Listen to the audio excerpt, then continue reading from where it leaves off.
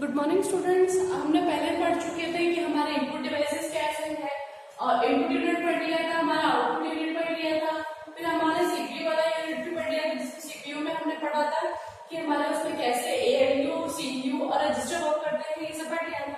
Next हमारा क्या है सिस्टम यूनिट में, नेक्स्ट हमारे पास है स्टोरेज यूनिट। स्टोरेज यूनिट हमारे पास नेक्स्ट टॉपिक है कि स्टोरेज यूनिट कैसे होता है। स्टोरेज यूनिट के बारे में जैसे हमें स्टोरेज स्टोर मतलब हमारे पास कुछ भी रखना है, संग्रहित करना है, तो क्या करना पड़ेगा, हमें एक मेमोरी की जरूरत होती है। ठीक है, तो मेमोरी का नाम होते हैं हमारे दो मेमोरी है, प्राइमरी मेमोरी और सेकेंडरी मेमोरी। प्राइमरी मेमोरी को हम मेन मेमोरी या फिर इंटरनल मेमोरी भी कह सकते हैं, और दूसरी हमारा सेकेंडरी मेमोरी जिसके हम सेकेंडरी मेमोरी, ऑक्सिलरी मेमोरी या फिर एक्सटर्नल मेमोरी बोलते हैं।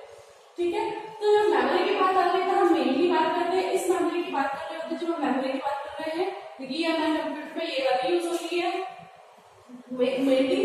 तो हमारे पास प्राइमरी मेमोरी के दो तरीके के हैं, तो क्या है रैम और रोम। रैम के बारे में हमने पहले फर्स्ट क्लास में पढ़ लिया है, पर फिर भी रैम होता है हमारे पास रैंडम एक्सेस मेमोरी। इसके अंदर हमारे पास जो भी प्रोग्राम्स होते हैं हम उसको क्या है एक्सेस कर सकते हैं, रीड कर सकते हैं, रीराइट कर सकते हैं, तो रैंडम एक्सेस मेमोरी है। और यहाँ पे रीड ओनली मेमोरी, इसमें क्या है जो भी प्रोग्राम्स होते हैं हमारे रीड करने के लिए होते हैं वो रीड ओनली मेमोरी में आते हैं। फिर हम बात करते हैं पहले रोम की रैम की बात कर लेते हैं। ठीक है, तो रोम रैम में क्या होता है हमारे पास क्या है स्टैटिक रैम है, और इसमें क्या है डी है। डी मतलब एक तो ये डायनामिक रैम है, इसको मैं लिख सकती हूँ dynamic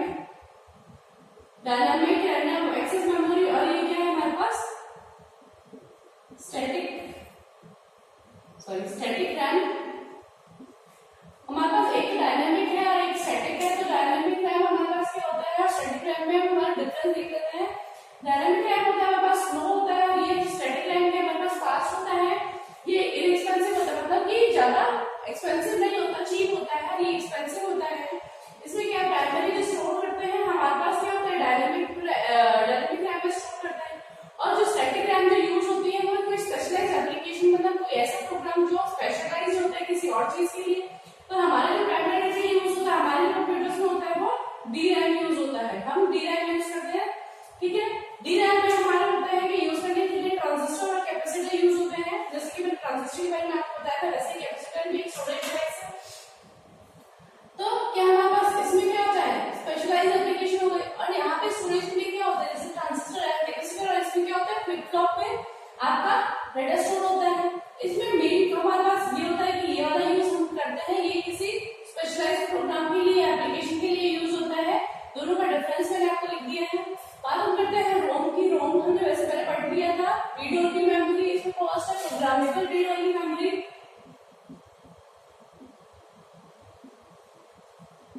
programmable read only memory मतलब प्रोग्रामेबल है, मतलब इसको प्रोग्राम कर दिया तो आप इसको सिर्फ रीड कर सकते हैं, मतलब ओनली रीड। ठीक है, रीड कर सकते हैं जो भी आपने प्रोग्राम लिखा है।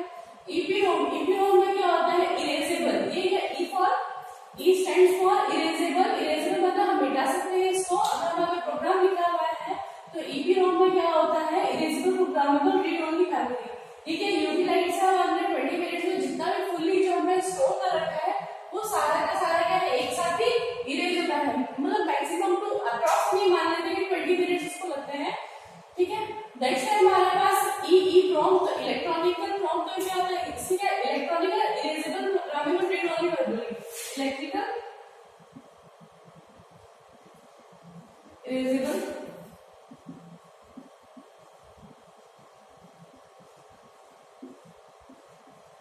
Programmable read only memory. इसमें क्या होता है, इसमें भी क्या इरेज हो सकता है, इरेजेबल है तो इरेज हो सकता है। तो ये क्या होता है इलेक्ट्रिकल इरेज होता है, इलेक्ट्रिकल इरेज होता है, और दूसरा ये थोड़ा फास्ट होता है यूवी से, और हमारे क्या इसमें क्या फुल्ली इरेज होता है। और इलेक्ट्रिकल से हम क्या सिलेक्टेड पार्ट्स, जो सिलेक्ट पार्ट सिलेक्ट कर लिया हमने, इतना अगर हमने सिलेक्ट कर लिया तो इस पार्ट को हम इरेज कर सकते हैं, बाकी में रीराइट कर सकते हैं। फिर क्या है हमारे पास फ्लैश ईप्रोम। फ्लैश ईप्रोम है हमारे पास जो फ्लैश है, ये क्या होता है फास्ट होता है, इलेक्ट्रिकल से फास्ट होता है, और हमारे जिस तरह से ये फ्लैश लाइट से वही होता है, ये लाइट से आपके इरेज हो सकता है। ये नेक्स्ट है हमारे पास ये जो मास क्रोम है, सबसे लास्ट वाला मास क्रोम भी होता है। मास क्रोम होता है हमारे पास ये यूज, तो हम इसको मतलब ना तो इरेज कर सकते हो रिराइट नहीं कर सकते, ये इनबिल्ट स्टोर्ड प्रोग्राम होता है। जैसे कि हमारा हमने एग्जांपल ले लीजिए, जैसे मान लिया कि हमारे पास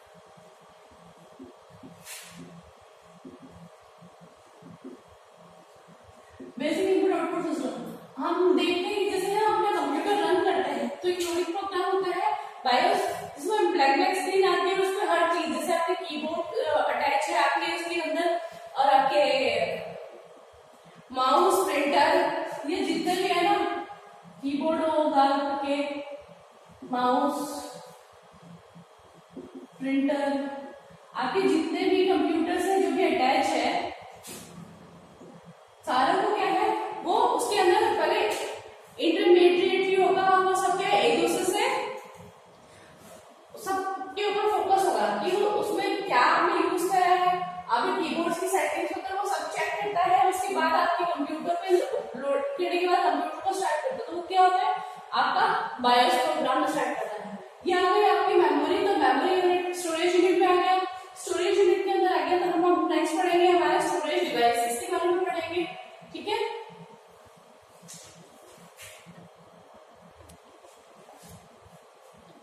सो हम बात कर लेते हैं नेक्स्ट हमारे स्टोरेज डिवाइसेस। स्टोरेज डिवाइसेस कौन से कितने तरीके के होते हैं। स्टोरेज डिवाइसेस क्या होते हैं हमारे पोर्टेबल, जैसे हमारे पास होते हैं लार्ज होते हैं, मतलब अपन मान सकते हैं तो सेकेंडरी स्टोरेज के अंदर हमारे पास क्या होता है, सबसे फर्स्ट होता है कि पोर्टेबल होता है। हम इसको पोर्टेबल मतलब अपन कहीं से भी अपन उसकी प्लेस को चेंज कर सकते हैं। पोर्टेबल होते हैं, चीप होते हैं, मतलब सस्ते होते हैं, ठीक है, चीप होते हैं। और इनकी जो स्टोरेज कैपेसिटी है वो भी क्या है, स्टोरेज कैपेसिटी वो लार्ज होती है। स्टोरेज कैपेसिटी बस लार्ज है। हमारी बात कर रहे हैं जो स्टोरेज डिवाइसेस है, जो सेकेंडरी स्टोरेज है उसके बारे में बात कर रहे हैं। तो हमारे पास क्या है, फर्स्ट हमारे पास मैग्नेटिक है, फर्स्ट मैग्नेटिक, सेकंड ऑप्टिकल है, और हमारे पास थर्ड टाइप है हमारे पास फ्लैश मेमोरी, इस तरह की मेमोरी है। तो हमारे जब मैग्नेटिक की बात करते हैं तो मैग्नेटिक में हमारे पास क्या है, हमारे फर्स्ट मैग्नेटिक में एचडी मतलब हार्ड डिस्क आपकी इंटरनल भी होती है, हार्ड डिस्क आपकी क्या है इंटरनल भी होती है और आपकी एक्सटर्नल भी होती है।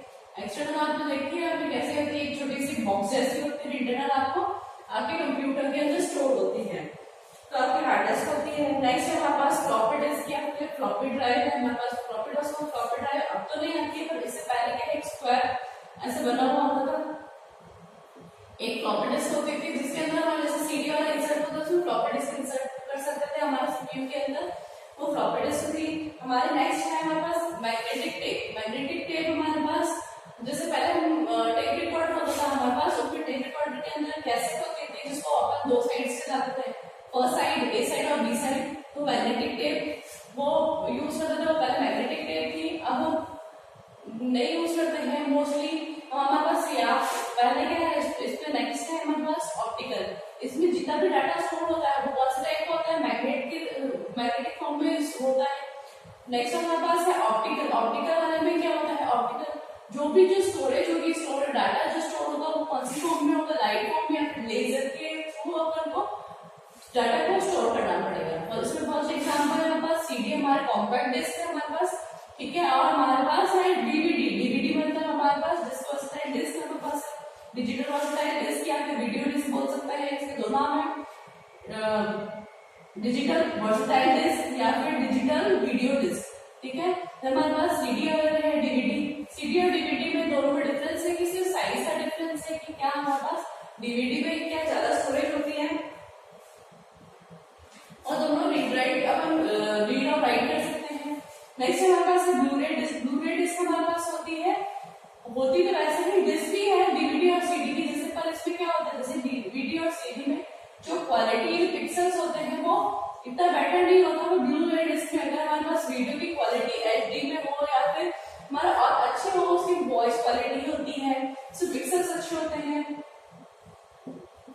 आपका रेजोल्यूशन भी सुना जाता है, नंबर ऑफ पिक्सल्स में रेजोल्यूशन आता जाता है कि किस तरह से आपकी कोई वीडियो चल रही है, आप अपने कंप्यूटर के अंदर कोई वीडियो देखते हैं, मूवी देखते हैं, तो आप अपने देखते हैं कि उसमें आपके रिजोल्यूशन आप अपने उसकी सेटिंग्स चेंज करते हैं कि किस तरह से आपको वो दिखाई देगा, कभी कभी ब्लर नजर आती है तो आप उसको सेटिंग्स में जाके चेंज करते हैं। तो किस तरह से आप उसको वीडियो की क्वालिटी को इंक्रीज करते हैं, ये क्या ब्लूरे डिस्क में है कि उसकी डिस्क की वीडियो क्वालिटी बहुत अच्छी होती है पिक्सल्स में।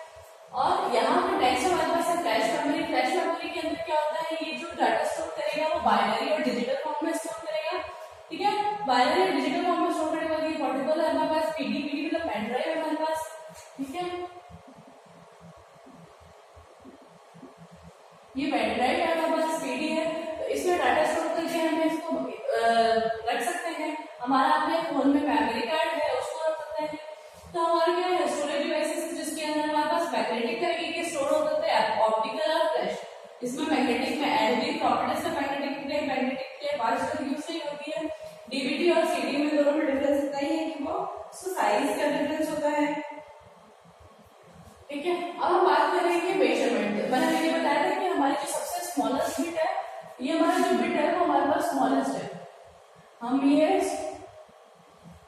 बिट होती है हमारे, जिसका आपको जो छोटी सबसे छोटी इकाई मान लीजिए हमारे कंप्यूटर की, वो कौन सी हमारे पास बिट है। अगर हम किसी को नापना चाहते हैं, किसी चीज को नापना चाहते हैं, तो इस तरह से नापा जाता है कि हमारा स्टोरेज कैपेसिटी कैसे नापते हैं।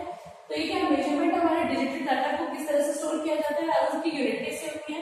तो हमारी यूनिट जैसे बिट है, क्योंकि जैसे अगर हम किसी को मेजरमेंट कर रहे हैं, मिलीमीटर हमारे पास छोटा है सबसे, उससे अगर हम मानेंगे ये हमारी स्मॉलेस्ट यूनिट है, स्मॉलेस्ट यूनिट है मतलब सबसे छोटी इकाई है, तो बिट है। फिर उसके बाद सबसे बड़ी कौन सी है, 1 बाइट। 1 बाइट क्या हमारे पास 4 बिट, सॉरी 8 बिट है हमारे पास। 8 bit 1 byte is equal to 8 bit होता है। 8 बिट को मिला के 1 बाइट बनता है। ठीक है, 1 KB। जैसे अगर हम अपने वीडियोस को अभी आजकल डाउनलोड करते हो आप, या फिर आप अपने फोन की स्पीड देखते हैं कि क्या स्पीड आ रही है आपकी, तो kbps में आती है, किलोबाइट पर सेकेंड आती है, या mbps पे आती है। तो ये हम अपने डेली रूटीन में मैंने काम में लिया था। तो 1 किलोबाइट कैसे होता है, 1 किलोबाइट होता है, हम आपस को डिनोट करते हैं कैपिटल के और बी से, जो होता है 1024 बाइट। 1024 बाइट, एक बाइट को मिला के 8 बिट होता है, और 1024 बाइट को मिला के क्या होता है आपको 1 किलोबाइट बनता है। ये होती है 1024 होती है आपकी 2 की पावर 10। इस तरह से भी हम इसको शो कर सकते हैं। फिर हमारे पास है 1 मेगाबाइट। 1 मेगाबाइट है हमारा एमबी, तो हमें 1 मेगाबाइट क्या होता है 1024 किलोबाइट। 1024 किलोबाइट को मिला के 1 मेगाबाइट होता है। वैसे नेक्स्ट है हमारे पास गीगाबाइट। गीगाबाइट है हमारे पास नेक्स्ट। गीगाबाइट जीबी हम जब बोलते हैं कि 1 जीबी की हमारे पास कितने जीबी की रैम है, ये हम नॉर्मल यूज करते हैं।